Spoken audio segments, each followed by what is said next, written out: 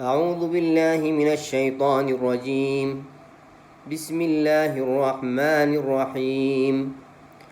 يسبح لله ما في السماوات وما في الأرض الملك القدوس العزيز الحكيم. هو الذي بعث في الأميين رسولا منهم يتلو عليهم آياته ويزكيهم ويعلمهم الكتاب والحكمة وإن كانوا من قبل لفي ضلال مبين. وآخرين منهم لما يلحقوا بهم وهو العزيز الحكيم.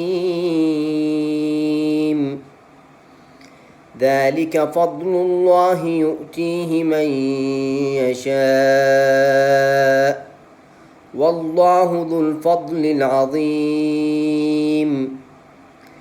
مثل الذين حملوا التوراة ثم لم يحملوها كمثل الحمار يحمل أسفارا بئس مثل القوم الذين كذبوا بآيات الله والله لا يهدي القوم الظالمين. قل يا أيها الذين هادوا إن زعمتم أنكم أولياء لله من دون الناس فتمنوا الموت إن كنتم صادقين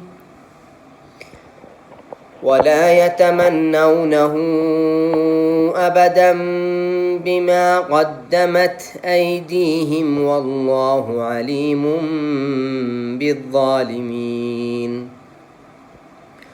قل إن الموت الذي تفرون منه فإنه ملاقيكم ثم تردون إلى عالم الغيب والشهادة فينبئكم بما كنتم تعملون. يا أيها الذين آمنوا إذا نودي للصلاة من يوم الجمعة فاسعوا إلى ذكر الله وذروا البيع ذلكم خير لكم إن كنتم تعلمون. فإذا قضيت الصلاة فانتشروا في الأرض وابتغوا من فضل الله واذكروا الله كثيرا لعلكم تفلحون. وإذا رأوا تجارة أو لهوا انفضوا إليها وتركوك قائما